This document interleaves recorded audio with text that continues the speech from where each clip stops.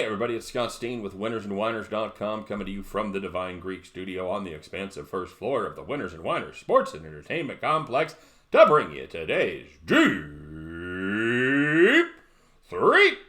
As always, if you would be so kind, you like what we're doing here, having a little fun, learn a little something perhaps, give us the thumbs up for this video. We appreciate it. And if you haven't done so already, hey, how about subscribing to our channel? We always have room for more.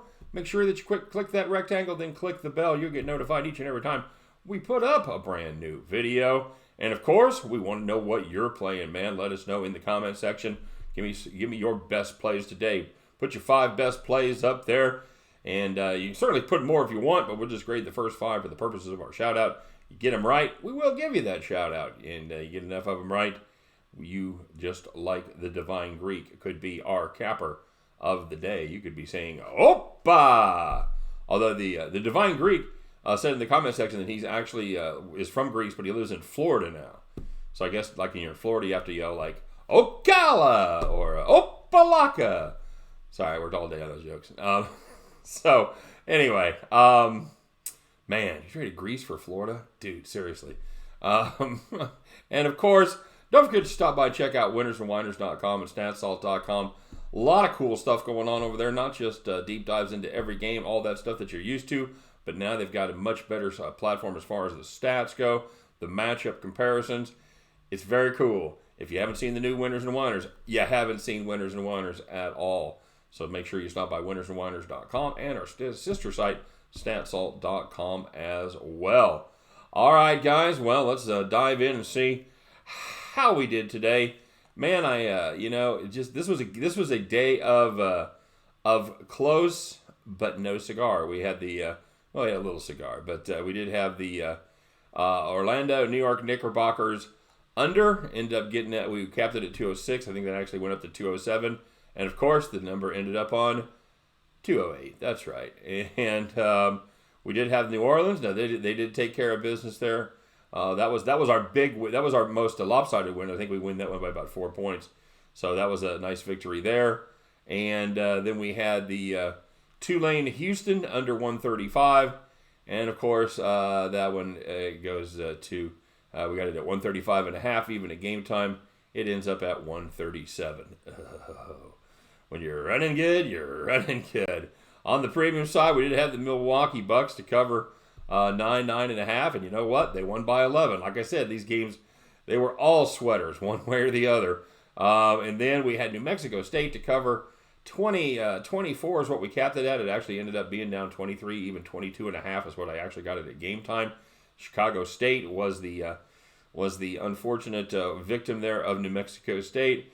And with about 8.5 minutes left, New Mexico State was absolutely cruising, had a 25-point lead. And then they just went in the tank, scored just 10 points over the next 8.5 minutes, including a buzzer beater 3-pointer that only served to piss us off as it got the number to 22. So, good times. So 1-1 we go on the premium side, 1-2 on the Deep-3, 2-3 we go. And we had a little midweek slump here. It is time to turn it around and get rocking for the weekend. All right. So let's start off in the NBA. And, of course, we're going to start off with a game that doesn't have a line yet. How about that? As the Memphis Grizzlies travel to the city of brotherly love and cheesesteaks to take on the Philadelphia 76ers. We make this game about Philadelphia -5, maybe -6. There's still no line. We're just kind of waiting to see who's going to be available for the Grizzlies after the trades. But we're going to make a play with this Sixers team that has just been absolutely nails at home against a Memphis team that's going to be playing their first game after they made a couple deals at the trade deadline. Like I said, it's a tough number to guess, a lot of moving parts. We're going to put it between 5 and 7, and we'll take Philadelphia there to get back to their winning ways at home versus a Memphis team that's been playing decent basketball, but they're going to have probably a little bit of growing pains there as they figure out how to incorporate everybody into their new roles. While that transition happens, give me the Philadelphia 76ers minus the 5 or 6, all right? And staying in the NBA, taking a look at the Portland Trail Blazers and the Utah Jazz. Take a look at the total here, 26.5. You know, this is a Portland team that's been on a serious scoring binge lately, both offensively and defensively. They're either scoring or they're allowing points. They've averaged 24.18 points per game over their last 9. And over that stretch, they've seen the over go 8-1. Only 2 games were below a total of 230, and those 2 games actually checked in at 225 and 226. Utah, well, they've been in a slump the last week or so, but a little home cooking and a bad Portland defense should help them find their Mormon mojo once again. Give me the Utah Jazz, Portland Trailblazers over 226.5, and let's go with kind of an under the radar play here. We went into the first picks. Let's go with the Fairfield Stags and the Siena Saints. First half, as we suspect that number is going to be somewhere in the neighborhood of Siena minus 5 points. It currently is capped at Siena minus 8.5 for the full game. So we were thinking 5, maybe 5.5 on that one. You know, Fairfield is kind of a miniature version of Virginia. Terrible offense and a very good defense. What's worse is it usually takes them a half to get that anemic offense going. They are 341st in the country in first half scoring. They put up just 27.6 points per game in their conference first half, while the Saints, well, they've put up in first half action, they have put up 35 points per game in the first half games there at home. The Stags actually do pretty well against the spread. They get it together there in the second half. Been a little undervalued by the markets, but it's all about the second half. In the first half, we like them. They're getting it done in the second half by playing better offense and tighter defense. On the home court, I like Siena to get out to that big halftime lead and take care of that number there in the first 20 minutes. So give me the Siena Saints first half minus 5-ish, and give us the Portland Trailblazers Utah Jazz under 226.5. And we'll start the night with a Philadelphia 76ers play guessing the number between 5 and 6. The end of those 3, you guys can join me. We will pick up our winning tickets, and we will head back to the window. All right, everybody, quick reminder, we'll put a link to the premium plays in the comment section, premium record for the month. I know people ask about that. We are currently 7-5 in our premium plays for the month of February. So if you'd like to get on the premium team, we'd love to have you. Put the link in there, just follow it, and you'll be good to go. All right, let's see how you guys did today. And first of all, we're going to start with some verbiage from yesterday that I just actually put in there and just blew right through it. So I highlighted it tonight to make sure. These should have been read yesterday. These are for games that happened on Tuesday. Pat Cogney talked about watching the Auburn-Arkansas game as a fan. I say mostly as a fan. He said it was uncanny, inexplicable really, the way Arkansas just stopped playing offense for the final 8 minutes of both halves. Don't I know it, as I'm bitching about Utah State doing the same exact thing tonight. It looked obvious to me that they worked hard to lose that game. Did anybody else see it? I don't know, man. I just I have a hard time distinguishing between 21, 22-year-old kids that just sometimes suck, and people that are trying to tank. So definitely some certain work to keep an eye on there down in Arkansas. The Divine Greek wanted to give a shout out to Hammer and Hank for a couple of his Tuesday plays. He tailed him yesterday for a win. He wanted to thank the Divine Greek. And Derek Saunders, the one I felt the worst about, he went 4-0 last night with no shout out. And then, even though I put it on there last night, he did not get a shout out again. Derek, nice job going 4-0, brother. That's completely my bad, and I apologize for the shout out. And if you read the comment section today, you'll see that me omitting shout outs was kind of a theme. A little bit of anger as far as maybe not some recognition that some people should have deserved. So I'm going to tell you guys right now, I do my best on the shout outs. I really do. I do get distracted.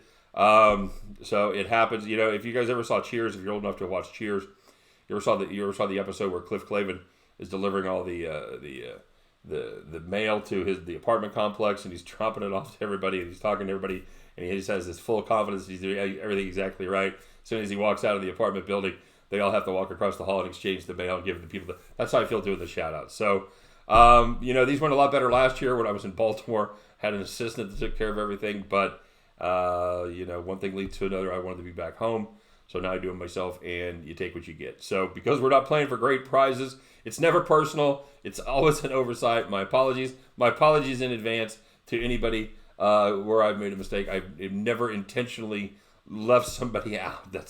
I don't roll that way. I'm a grown-ass man. I don't fucking play games. If I left you out, it's because I'm old and forgetful. All right. So with that being said, let's see if we can get everybody a shout out that deserves it and do the correct capper of the day. First of all, we'll start with the people that that put their picks in, and things didn't go their way. A lot of them had the same kind of day that I had.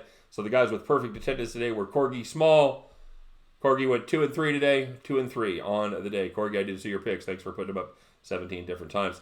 By the way, hey, good shout out for yesterday. There you go. If I forgot your shout out, here's your shout out, man. Congratulations. Now, let's all move on. And with our continuing with our list, Chris Flood, the Legion of Picks, the Astute Aardvark, Hammer and Hank, Johnny Dew, Jay Good, Terrence Fisher, and Paul Grebin. And our moneymakers, we had a few of them out there making that cash, putting that cheddar away. Gerald Miner went 3-2 plus 80. The T-Train went 2-1 plus 90.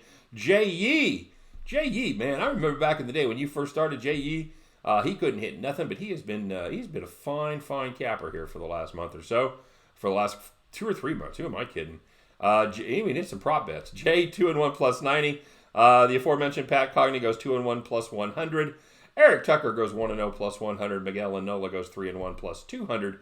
The Divine Greek, oh so close to 2 days in a row. He goes 4-1 plus 290. You know who stopped him? It was Karmic Justice.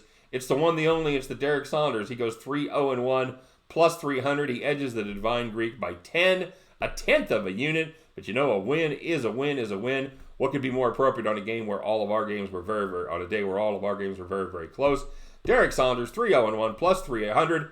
My friend, the universe and karma has smiled upon you as you are our capper of the day. Congratulations, brother.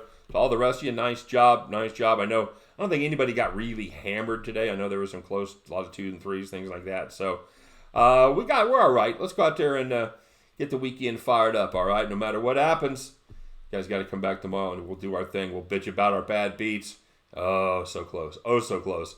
We'll brag about our fat stacks, or we'll at least talk about the guys that have fat stacks. And then it'll be Saturday, full slate of college action, a lot of good NBA games. Where would you rather be? We'll just jump in there. We'll fire it up. We'll do it all one more time. How about that, guys?